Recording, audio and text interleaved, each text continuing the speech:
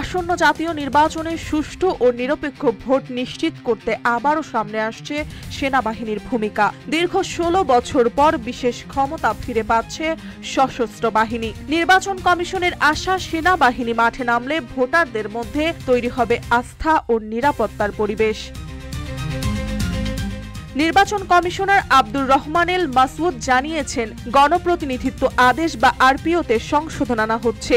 এতে সেনাবাহিনীকে ফের আইন প্রয়োগকারী সংস্থার সংজ্ঞায় আনা হবে। ফলে তারা আর শুধুই টহলে সীমাবদ্ধ থাকবে না, বরং নির্বাচনী অপরাধ দমনে বিনা পরোয়ানায় গ্রেফতারও করতে পারবেন। ইতিমধ্যে সেনা প্রধান জেনারেল ওয়াকারুজ্জামান স্পষ্ট করে জানিয়েছেন, নিরপেক্ষভাবে দায়িত্ব পালনের জন্য সেনাবাহিনী প্রস্তুত। কমিশনের নির্দেশ পেলেই সুষ্ঠু ভোটে ভূমিকা রাখবে সেনা সদস্যরা। RICL TMX, যুগের পর যুগ স্থাপনা থাকে মজবুত।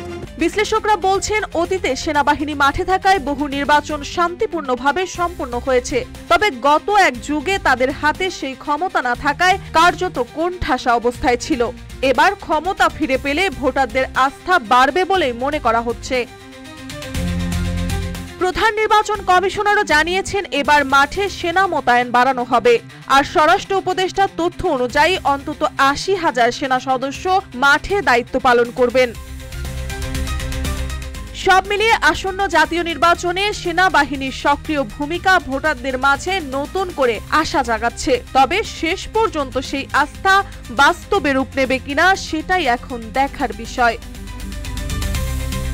মার্জিয়া মৌ, রূপালী বাংলাদেশ।